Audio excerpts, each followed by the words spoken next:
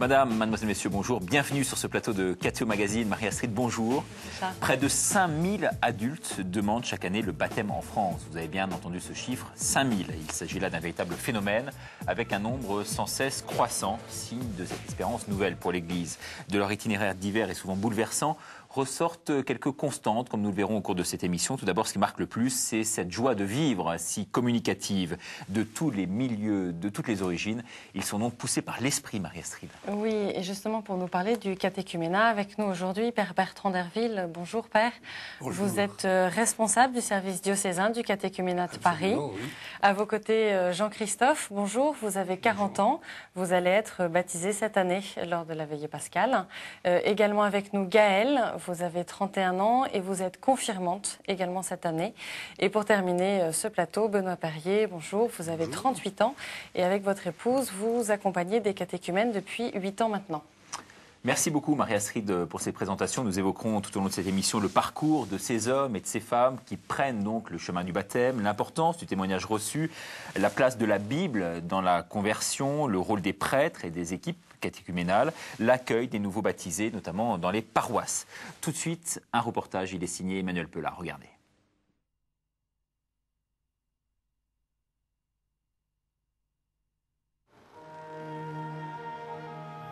Dans l'Église, aujourd'hui, existe une réalité souvent mal connue de tous, les catéchumènes. Des adultes de plus en plus nombreux chaque année, qui choisissent d'entrer dans l'Église, de suivre le Christ et demandent le baptême. De toutes races, de toutes origines, parmi ces adultes qui sur le tard se sont mis en route, il y a en fait deux profils, les chics et les chocs. Côté chic, Florence Meunier, 29 ans, pharmacienne. Chrétien, les parents de Florence ne la baptisent pas, par manque de conviction. Pourtant très vite, la jeune femme s'interroge, chemine seule, et ce malgré les obstacles. Bon, c'était pas toujours évident parce que eux ils ont leurs convictions et que quand on commençait à débattre un peu, forcément ils n'étaient pas toujours d'accord. Enfin, ils avançaient beaucoup d'arguments contre la religion, donc c'est pas évident dans ces cas-là, quand on est jeune, de s'affirmer par rapport à ses parents. Donc c'est peut-être aussi pour ça qu'à l'adolescence, etc., j'ai pas franchi le cap et que c'était pas le moment pour vivre ma foi. Des années, 20 ans pour Florence, à tâtonner, jusqu'à une rencontre, celle d'une collègue, qui précipite tout et l'amène à sauter le pas. Et elle m'a demandé où j'en étais, si j'avais fait des démarches, et je lui ai dit que non. Et donc elle m'a dit, écoute, je vais te donner l'adresse d'un prêtre, vas-y, vois, et puis après tu réfléchiras, tu décideras. Et bon, là j'ai accepté, j'y suis allée sans me poser de questions. Et puis effectivement, cet entretien a été vraiment capital. Enfin, on a parlé de ma foi, de ma famille. Pourquoi maintenant je voulais faire ce choix. Et bon, c'est devenu, je dirais, naturel. Et je me suis dit que oui, que ça faisait longtemps que c'était en construction dans ma tête et que maintenant c'était le bon moment pour faire le pas. Et voilà. Dès lors, Florence choisit de se mettre en route, direction le baptême, et devient catéchumène. Un parcours, un virage, plutôt classique, sans drame ni coup de foudre. Où Dieu s'est invité, pas à pas, tout en douceur.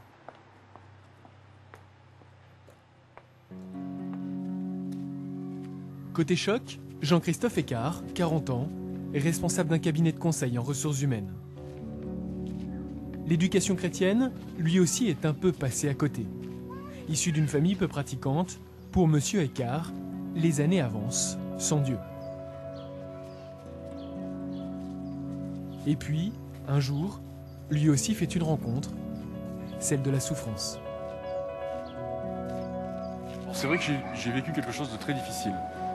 Un moment de ma vie, mais un moment, mis bout à bout, ça peut faire 3 ans.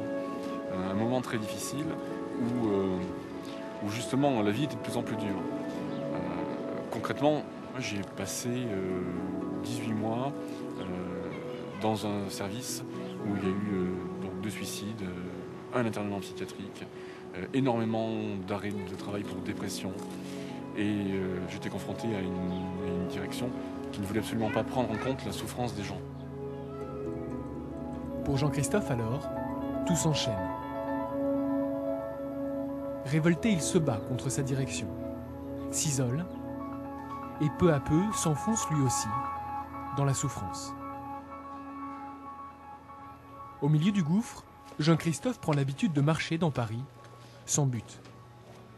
Et puis un jour, ses pas le conduisent jusqu'au Sacré-Cœur.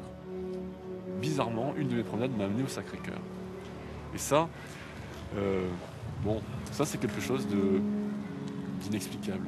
Parce que non seulement je suis allé au Sacré-Cœur parmi les touristes, c'est pas tellement étonnant. Quand on se promène dans le quartier où nous sommes, c'est pas étonnant d'aller au Sacré-Cœur. Il suffit de suivre le courant en quelque sorte. Mais je m'y suis arrêté. Je m'y suis même endormi. Et je me suis réveillé pour entendre la parole du Seigneur. Cette parole, demandez et vous recevrez, frappez et on vous ouvrira. Jean-Christophe la reçoit en plein cœur, comme une révélation. Oui, c'est à ce moment-là effectivement que j'ai été repêché quelque part, que j'ai été rattrapé. Puisque pour moi, très clairement, c'est une nouvelle vie qui commence à partir de là, à partir de ce choc dans la basilique. Plutôt choc donc, le parcours de Jean-Christophe Écart, qui quelques mois plus tard, décide de prendre le chemin du baptême.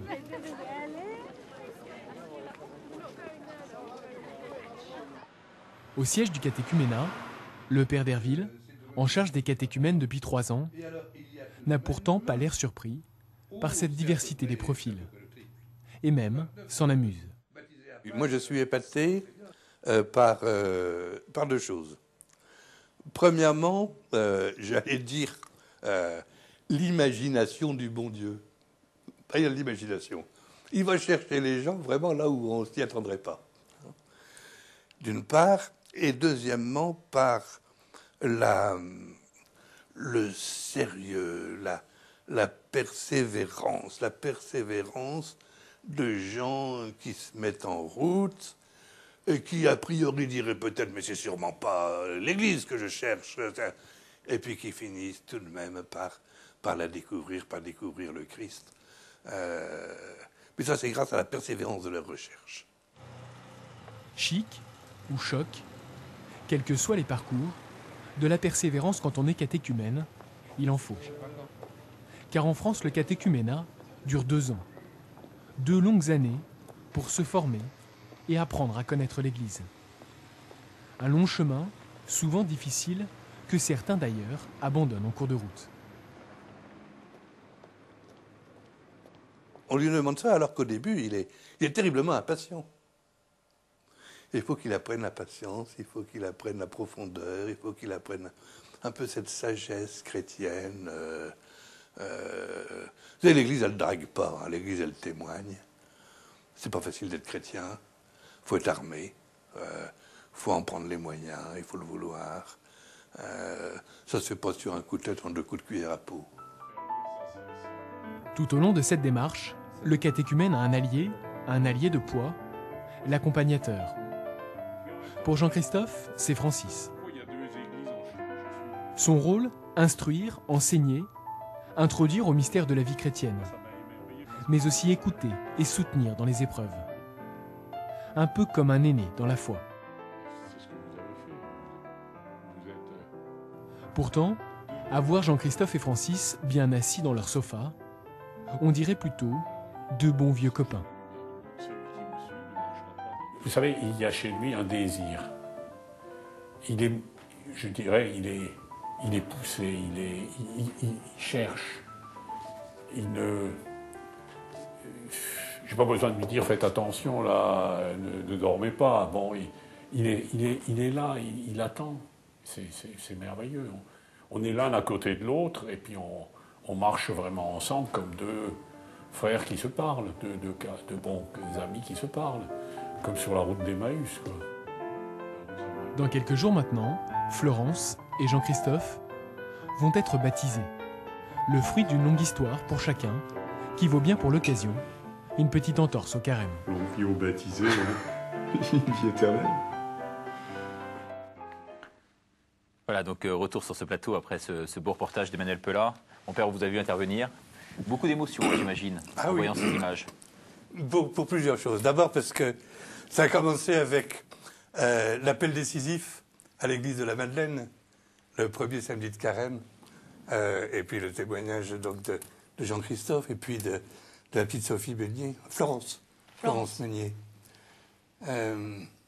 280 catéchumènes, plus 280 parrains ou marraines, plus les responsables de communauté, plus les accompagnateurs, plus les amis.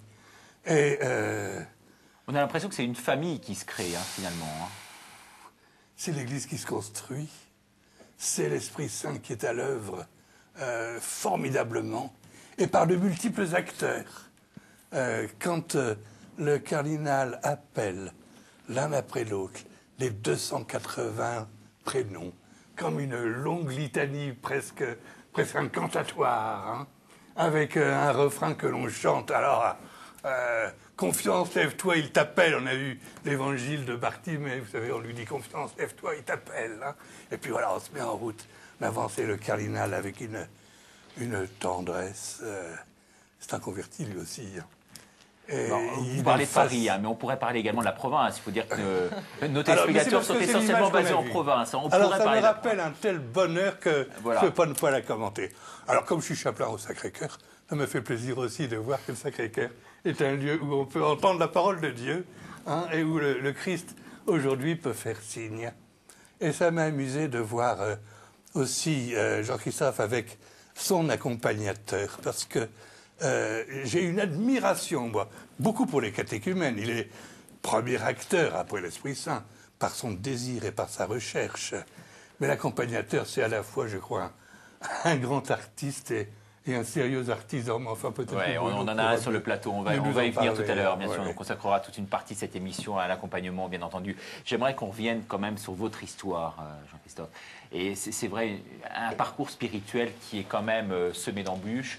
On vous a vu passer vraiment par toutes les couleurs de l'arc-en-ciel, si je puis me permettre d'employer cette expression.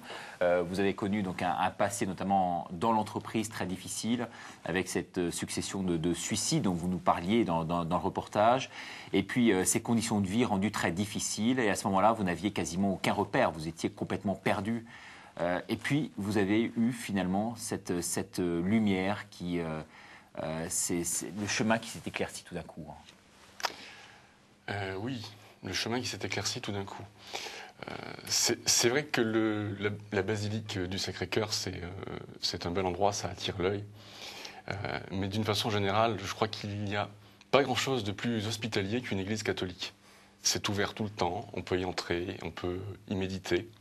Et même au Sacré-Cœur, où il y a quand même une foule qui tourne, c'est un endroit vraiment très propice pour rentrer en soi et chercher des réponses. On peut même y dormir, d'après ce que j'ai compris dans le reportage. Oui, vous étiez assoupi. Et on peut même y dormir. Ouais. Alors, au-delà de ça, c'est vrai que vous avez rencontré une présence là-bas sur place. Oui, alors j'ai rencontré d'abord l'enseignement de Jésus, c'est-à-dire quelque chose qui est un superbe manuel de savoir-vivre. Je ne sais pas si je peux le dire comme ça. Absolument. Et ça a été le début. Mais après, il y a autre chose. Après, il y a une dimension mystique. C'est-à-dire, c'est tout ce qui est inexplicable, tout ce qui est irrationnel. Cette espèce de passerelle entre le monde visible et le monde invisible. Ça vient dans un deuxième temps, et ça, c'est très fort. Et le dernier point, le troisième temps, c'est l'Église.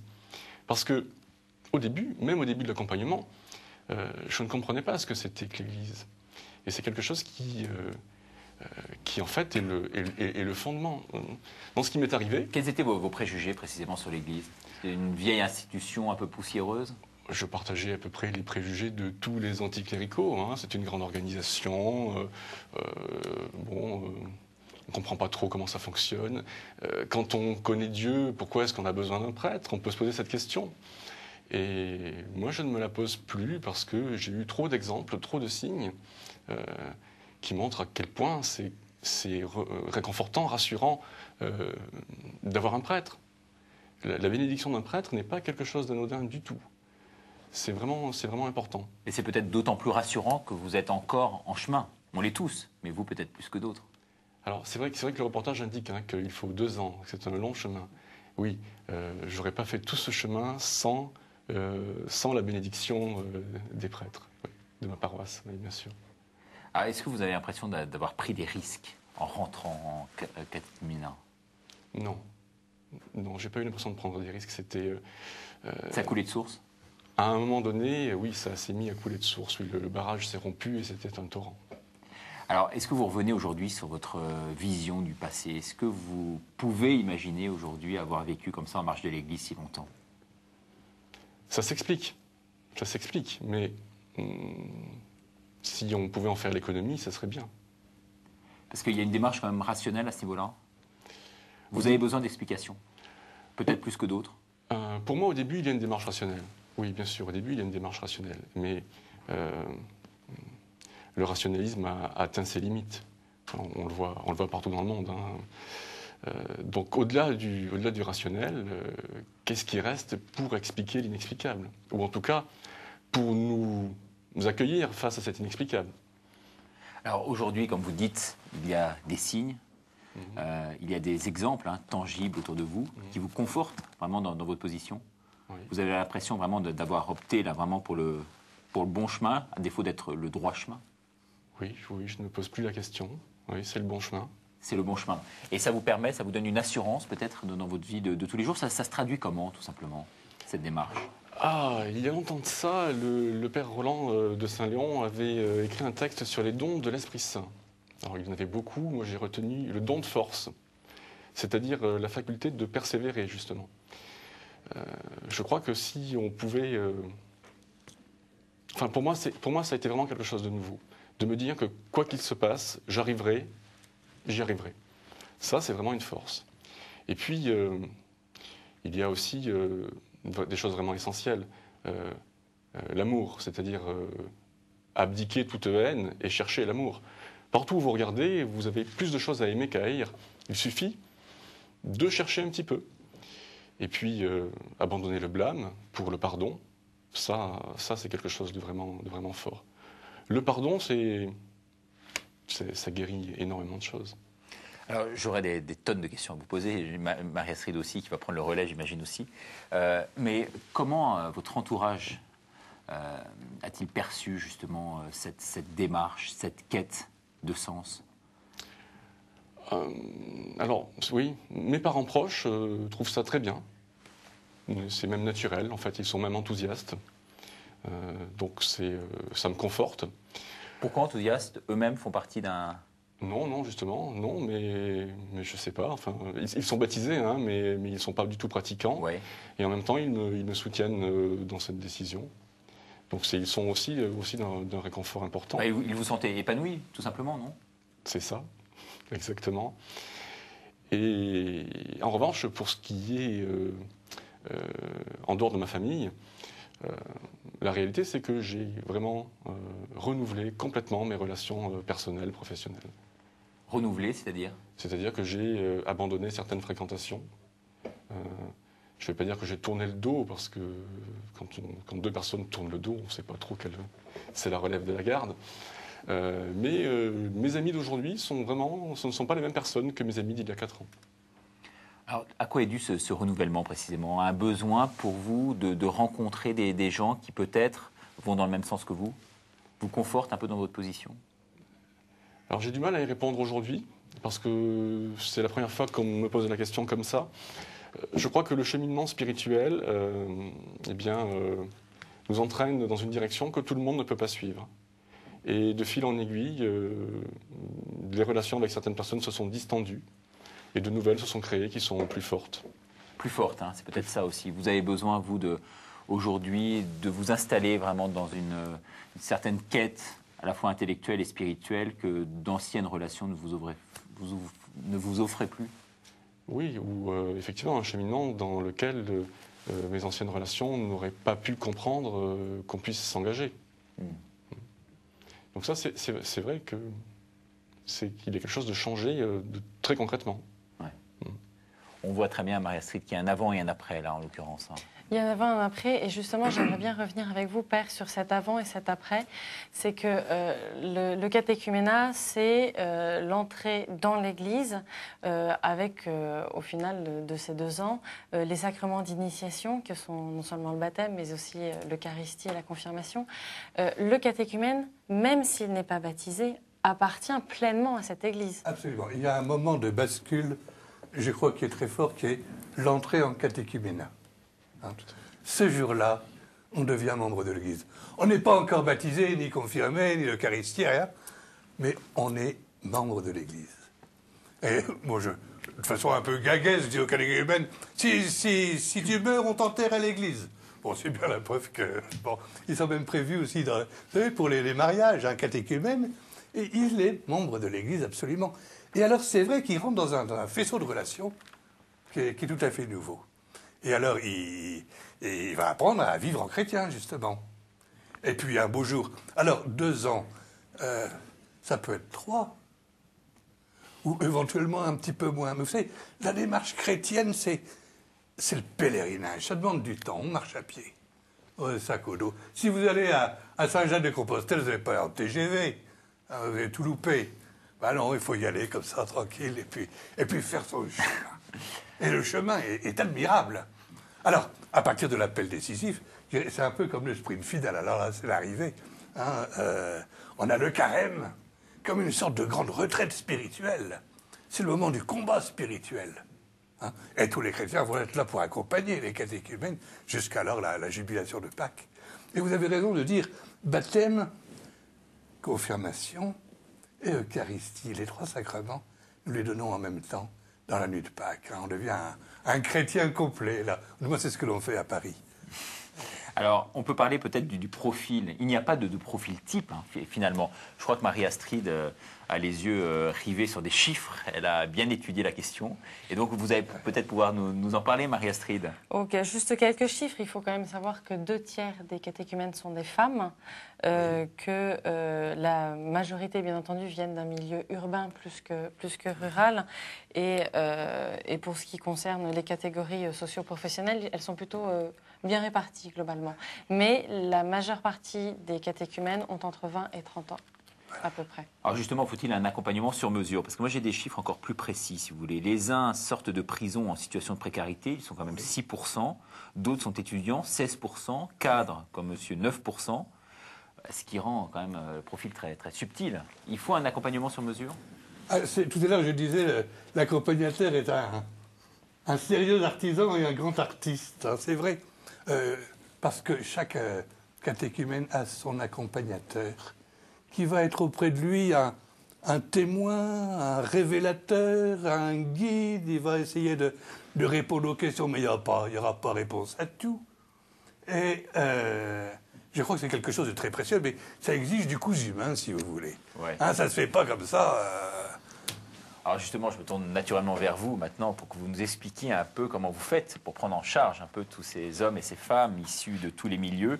36% des adultes en marche vers le baptême sont issus d'un milieu sans religion, 35% sont nés dans une famille chrétienne. Et puis 1% simplement proviennent de sectes. Alors, c'est un vrai challenge pour vous finalement. C'est pas toujours simple, oui, c'est vrai. Maintenant, on est, je pense, d'abord aidé par l'Esprit Saint qui fait son boulot. Toute la difficulté, c'est effectivement dans un premier temps d'arriver un peu à discerner quel est le profil de la personne qu'on a en face, de son histoire, d'essayer de la comprendre, et puis après avec les ressources qu'on a qui ne sont pas forcément infinies, on n'a pas un catalogue là redoute d'accompagnateurs potentiels, d'essayer de créer des binômes, le mot n'est pas très beau, mais des pairs qui puissent cheminer, mais jusqu'à maintenant tous. Que pour nous, tout s'est toujours bien passé. Donc, Alors, qu'est-ce qui vous fascine le plus? Quand on vous demande ça en marge de l'émission, vous dites la pureté. Oui, moi, j'ai encore le témoignage de tout à l'heure, le témoignage de Jean-Christophe ou celui de cette dame. Moi, ça m'émeut complètement. D'abord, je trouve qu'ils ont une pureté de foi parce qu'elle arrive, elle est déshabillée de tout, peut-être de toute l'histoire ou toute la culture qu'on peut avoir quand on a été baigné dedans tout petit. Moi, je suis très envieux de démarches de ce type parce que, effectivement, vous l'avez dit tout à l'heure, on chemine tous, mais j'ai l'impression que pour certains, le chemin est plus dur que d'autres. Et moi, Oui, je les envie. Je trouve que c'est vraiment des démarches magnifiques, des démarches très pures, des démarches. Tout à l'heure, j'étais encore ému par la confiance qui en dégage. Ils ont une confiance absolue. Ils n'ont pas de doute. Finalement, enfin, en tout cas, nous, Jean-Christophe pourra peut-être leur dire, ou Gaël, mais moi, tous ceux qu'on a accompagnés, dans les moments d'accompagnement, on n'a jamais senti de doute. Il y a quelque chose d'assez évident. À un moment, quand la demande devient évidente, quand ils ont poussé, ils ont fait la première démarche d'aller voir un prêtre, d'aller voir quelqu'un pour dire tiens, c'est une question qui me taraude, j'ai envie d'avancer, ben, on sent qu'il y a la porte est ouverte, la porte est poussée, et cette confiance, cette pureté, moi, me fascine à chaque fois. Oui. Mais inversement, alors je me tourne vers vous, est-ce que cette radicalité ne risque pas de créer finalement un préjudice? Le fait qu'il n'y ait pas de place au doute ne crée-t-il pas un trouble quelque part? C'est pas si simple que ça. C'est pas qu'il n'y a pas de place au doute, au contraire. Le doute a une grande place. Mais il est intégré et puis on en fait une petite marche pour continuer à grimper. Il s'agit d'associer régulièrement des choses qui sont opposées. C'est un combat spirituel, c'est vrai. Mais ce qui ne fait pas de doute, c'est la direction. Après, bon, ça va plus ou moins vite. Hein. On fait 2 pas en avant, un petit pas en arrière. Mais il y a des moments de doute. Il y a des questions qui viennent. Mais sur la durée, et finalement, c'est pas si mal qu'il y ait une durée. Sur la durée, on voit très nettement une belle pente ascendante. Si on regardait dans les détails, ça dessinerait des toits d'usine, hein, mais la direction globale, c'est qu'on avance, bien sûr, et parce qu'on a des doutes, et parce qu'on en parle, et parce qu'on trouve des réponses. Et le fait d'être dépositaire, en quelque sorte, d'un tel message, ne crée pas une charge trop lourde à porter, peut-être, aussi? Je ne m'étais pas rendu compte avant. Bon, il ne faudra pas que je vous éveille sur des points qui ne sont pas les bons. Je retourne vers vous. C'est vrai que vous disiez tout à l'heure, je les envie.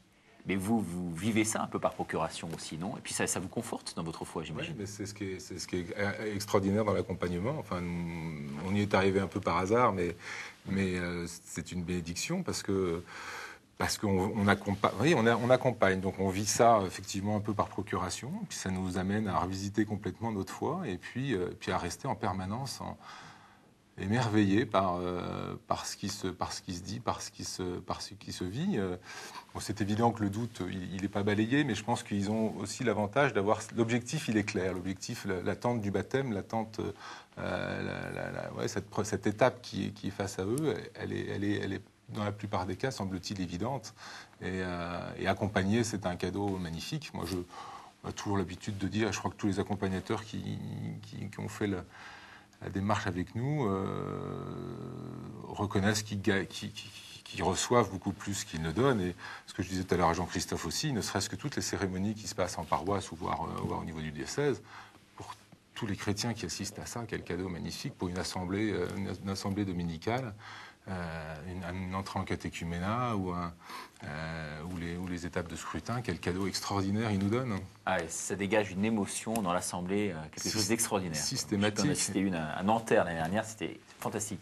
Marie-Astrid, on voit que c'est vraiment, au-delà d'un sacerdoce, c'est vraiment, il y a un vrai travail. Hein. Il y a un vrai travail qui est réalisé. Maintenant, c'est vrai que Gaëlle est là et ne me contredira pas d'après ce qu'elle me disait. C'est vrai qu'ils vous apportent beaucoup, mais eux-mêmes, vous leur apportez énormément. Dans leur démarche, dans les recherches qu'ils font, Gaëlle, en l'occurrence, vous avez vraiment trouvé une écoute auprès de Benoît et de son épouse, en l'occurrence. Oui, Bénédicte, oui. En fait, moi, j'ai pas du tout eu la démarche de Jean-Christophe, puisque je suis née dans une famille catholique, j'ai été baptisée à 2 mois, j'ai fait ma communion solennelle, enfin, un parcours normal, donc j'ai pas eu de réveil. Enfin, il n'y a pas eu de choc comme celui des catéchumènes.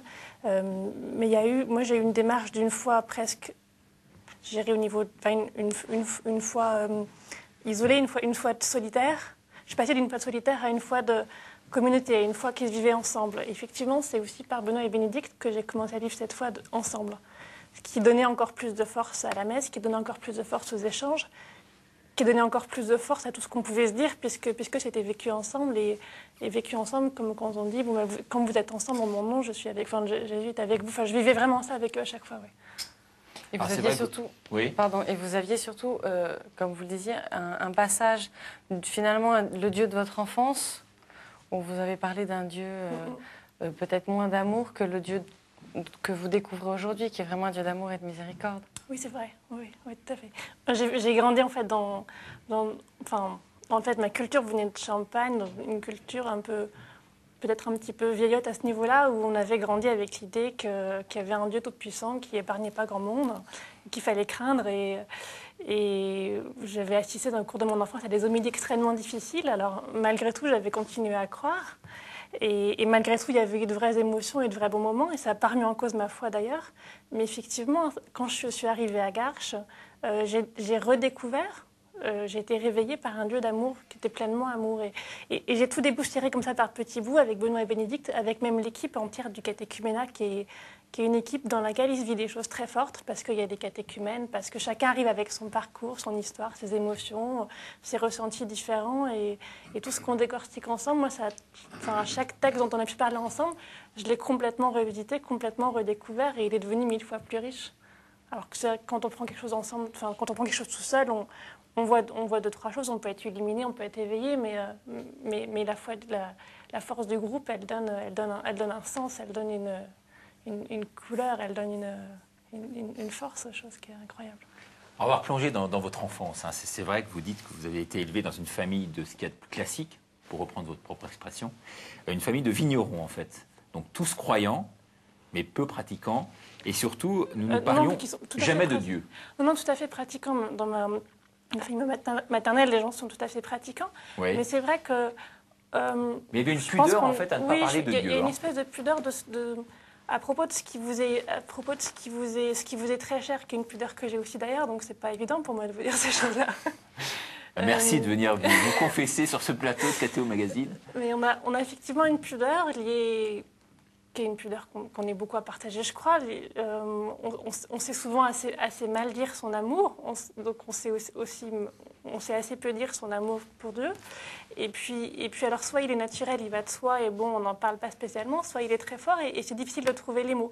Donc effectivement, moi j'ai longtemps vécu une foi qui allait de soi, comme ça, quoi. Donc elle était là, on avait une façon de la vivre en famille qui était la charité chrétienne, qui était vraiment là. Mais qui avait sans doute pas pour moi, mais ce qui n'est pas forcément le cas de mes cousins, parce que chacun fait son chemin et puis trouve aussi dans chaque moment sa parcelle de lumière que les autres ne voient pas forcément. Hein. Ça n'avait pas la résonance voulue, quoi, en fait, en vous. Hein. Disons qu'aujourd'hui, il y a une résonance qui est autre, qui est plus forte peut-être, et qui permet de résonner encore plus après avec la famille derrière, parce qu'on en parle aussi autrement. Alors, il y a quand même un office, quoi, une célébration qui vous avait beaucoup plu dans votre enfance, visiblement, c'est les professions de foi. Vous gardiez vraiment un très très bon souvenir de cette période-là. Oui, c'est ce que j'avais dit à Marie-Atrice. Oui, ça avait été un moment très fort. C'est pour ça que je lui disais, elle me disait, mais ce qui s'est passé, je dis finalement, c'était pas j'ai pas découvert Dieu là récemment, c'était vraiment à ce moment-là. Je pense qu'il est là depuis le départ, et il y a eu, et je me dis finalement, c'est quand même drôle qu'il y a eu ce moment de profession de foi qui était un moment d'émotion fort. Je me souviens que j'avais les larmes aux yeux, c'était un moment très très fort, je m'en souviens très très bien. Je me suis dit, c'est bizarre que j'ai vécu ce moment si fort et que finalement j'ai laissé passer l'étape de la confirmation sans m'en rendre compte. C'est là qu'on voit que finalement on n'est pas...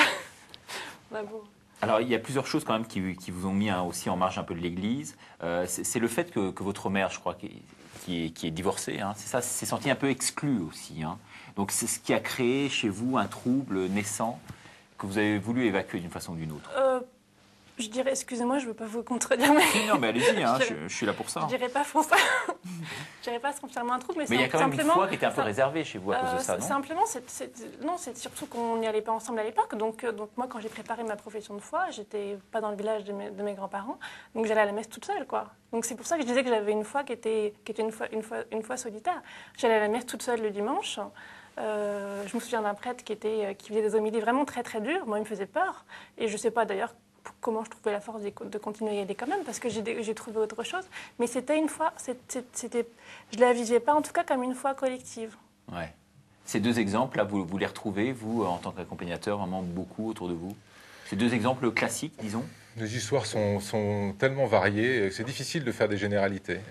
C'est vrai qu'il y a un certain nombre de catéchumènes qui vont avoir pour beaucoup une foi qui remonte à l'enfance, et puis vécu très en solitaire. Il y en a qui ont une dévotion mariale, par exemple, extraordinaire, mais qui vont mettre 15 ans, 20 ans avant d'avoir envie de l'exprimer autrement, et en tout cas avoir envie de rejoindre finalement l'Église. Je sors de mon statut individuel et de ma relation directe à Dieu, et puis je viens, je rentre dans l'Église, et je veux vivre ça avec d'autres, quoi. Finalement, la démarche, à un moment, c'est ça, c'est d'accepter, peut-être pas d'être sur le devant de la scène, mais de rejoindre un groupe. Alors, en quoi consiste concrètement votre travail? Parce que c'est vrai que vous avez à faire face à de nombreuses questions. Avec Gaël, c'est facile. Hein, parce que non, le travail, je crois qu'il est...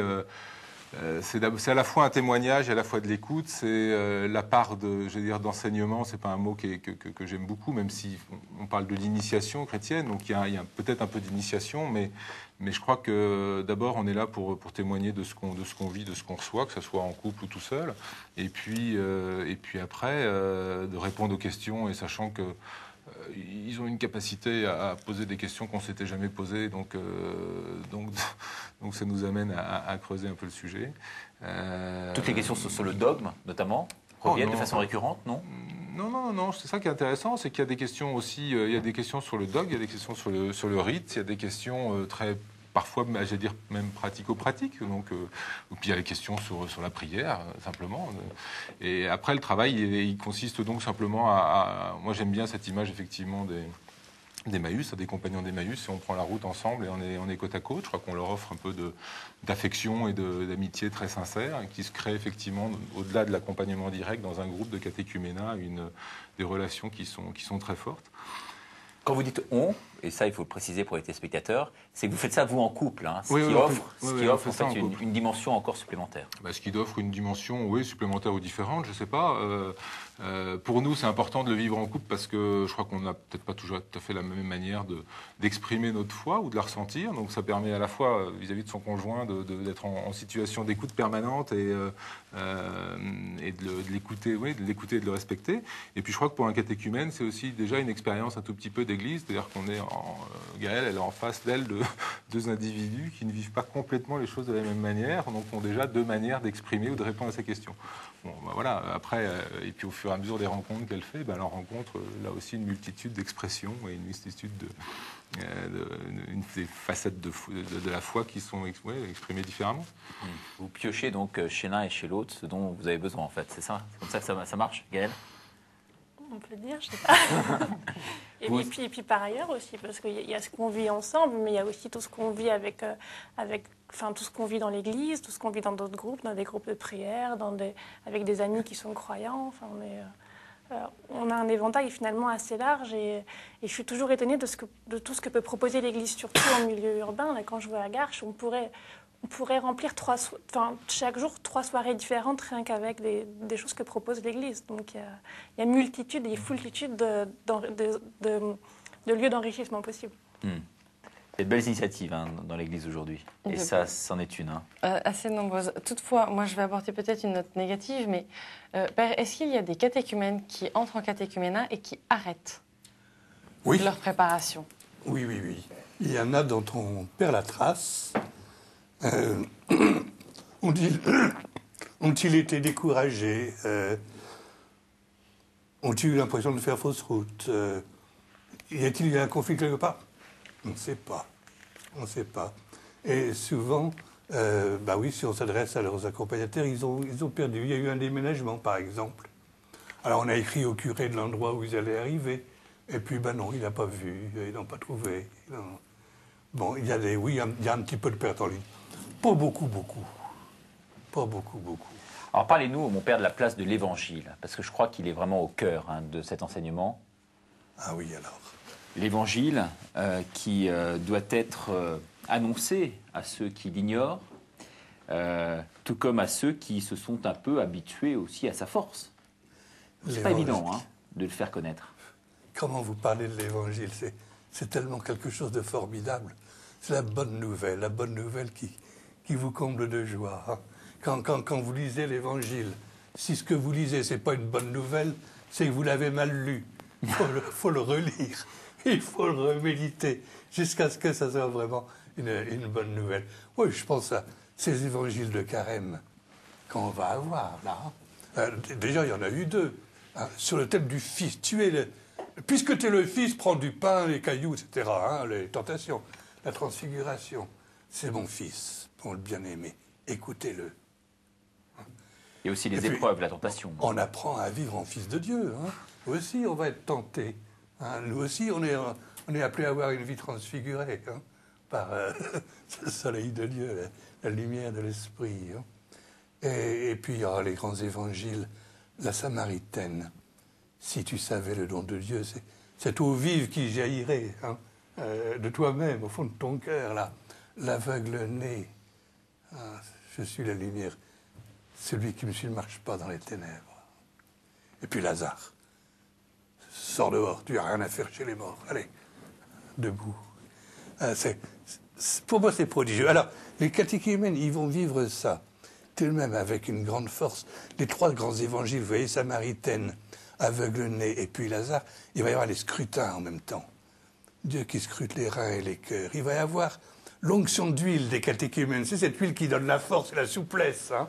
C'est pour le combat spirituel, justement. Il va y avoir la prière d'exorcisme pour chasser le mal, là, hein, pour que toi, l'Esprit Saint qui se mette à l'œuvre. On vit tout ça. Alors, justement, comme Bruno disait très bien, quel cadeau magnifique fait aux paroissiens qui voient les catéchumènes vivre ça. Moi, tout vieux prêtre que je suis, j'ai complètement redécouvert le sens de mon carême depuis que je m'occupe de catéchuménat au diocèse de Paris. Alors, on me parlait de pénitence. J'ai jamais aimé faire pénitence, j'ai jamais réussi d'abord. Maintenant, je vois que c'est une retraite baptismale, le carême. Alors, que je vais faire le mémorial de mon baptême. Qu'un jour, je suis devenu chrétien, moi aussi, tout de même. Reparlons précisément de cette liturgie, hein, du rite que vous énonciez il y a un instant. Alors, tout d'abord, il y a cet aspect plongé dans l'eau, hein, signe du passage avec le Christ, du Christ de la mort vers la vie. Oui. Ensuite, l'onction de l'huile bénite, c'est bien ça? Alors, pour les sacrements de l'initiation, oui. À Pâques. Oui. Alors, c'est la plongée dans l'eau. Vous savez, l'eau qui est symbole de mort, qui engloutit. Oui. Et puis symbole de vie. Hein. On sort de la fontaine baptismale comme le Christ qui sort de son tombeau, comme le gosse qui sort du giron de sa mère. C'est une vie nouvelle, c'est une naissance. On est enfant de Dieu, là. Bon. L'onction d'huile, c'est le Saint-Crème. C'est ce baume parfumé. C'est signe d'alliance définitive avec Dieu. Oui. Vous savez, pour les prêtres, les prophètes, les rois, c'est le Christ. Le mot Christ, c'est-à-dire celui qui a reçu l'onction. Le mot Messie, c'est pareil, hein, sauf que c'est en hébreu. On devient des êtres christiques avec cette onction de Saint-Crème. Hein. Configuré au Christ, prêtre, prophète et roi, on rentre dans un peuple prophétique, sacerdotal et royal. Et puis l'Eucharistie, c'est le sommet, hein, le corps du Christ. Puis il y a le vêtement blanc et le cierge pascal. Alors, le vêtement blanc, c'est le vêtement de la transfiguration, le vêtement divin, le vêtement de lumière. Hein. Le cierge pascal, c'est la lumière qui vit dans les ténèbres. Il y a tout, quoi. Il y a tout. Ouais. C'est extraordinaire. Un bel engagement, en tous les cas, hein, Marie-Astrid. Un bel engagement. Et justement, je voulais savoir un petit peu tous les deux, Gaël et Jean-Christophe, comment est-ce que vous envisagez l'avenir, justement, après votre baptême et votre confirmation? Il nous reste 5-6 minutes. Hein. C'est peut-être l'occasion pour vous de conclure précisément autour de ce thème-là. Est-ce qu'on peut envisager l'avenir, précisément? En ce qui me concerne, je ne peux pas. Je ne me suis même pas posé la question. Vous vivez vraiment jour le jour, là? Oui. C'est vraiment un combat spirituel, hein, même si je n'ai pas de doute sur l'issue. On est le guerrier dans la mêlée et on fait une chose à la fois. Voilà. Et pour vous? Pour moi, ça veut dire prendre des engagements que je ne devais peut-être pas prendre avant. Ça veut dire agir un peu plus dans l'Église, ça veut dire y faire des choses. Et puis ça veut dire vivre aussi, tout bêtement, avec cette lumière-là tous les jours, en priant chaque matin pour que l'Esprit Saint nous remplisse et qui nous aide à amener la journée du mieux possible, pour qu'il nous aide chaque jour à avoir une vie digne et pas malgré tout ce qui peut arriver. Donc ça veut dire des engagements, mais ça veut dire aussi simplement vivre sa vie humainement. À un moment donné, je m'étais beaucoup posé la question de est-ce qu'il faut avoir un travail dans une entreprise humaine ou est-ce qu'on fait humainement son travail? Je pense qu'on peut faire humainement son travail dans n'importe quelle entreprise ou presque. Et c'est aussi, même si c'est discret, c'est aussi un chemin de chrétien. Ouais, votre vision, vous, sur l'entreprise, a-t-elle changé, justement? depuis que vous avez engagé ce parcours? Je pense que c'est dans l'entreprise qu'on voit le mieux l'épuisement du matérialisme et du rationalisme, puisque maintenant on demande à des cadres d'être capables de trouver des ressources jusque-là inexploitées. Alors si on est psychologue, on va parler de l'inconscient, mais si on est plus mystique, on va parler de Dieu. Une analyse purement factuelle ne permet plus de faire face aux défis de notre monde. Et ça se voit dans les entreprises. Donc vous pensez que cette dimension spirituelle n'est pas suffisamment présente aujourd'hui, en tout cas représentée, quoi. Alors le mot n'est pas employé, mais le malaise désigne bien ce manque. Oui. Et que vous percevez, vous, vraiment clairement. Parce que vous êtes en fait aux confins de toutes ces influences, non? Oui, eh bien, ce qui fait... comment vous dire ça? Avec mes clients, je travaille d'abord sur les valeurs. Et, alors bien sûr, je ne vais pas je ne vais pas les choquer avec mes valeurs, mais je vais leur demander de s'assurer de ce que sont leurs valeurs à eux. Et ils s'aperçoivent naturellement, dans une grande majorité de cas, que leur problème professionnel, c'est un problème de valeurs. Parce que quelque part, la dimension spirituelle de leur être n'a pas été prise en compte par l'organisation dans laquelle ils travaillent. Parce que parfois, on n'a simplement pas posé la question. Et c'est quelque chose qui est vraiment très efficace, parce que ça règle très rapidement tout ce qui peut être réglé facilement.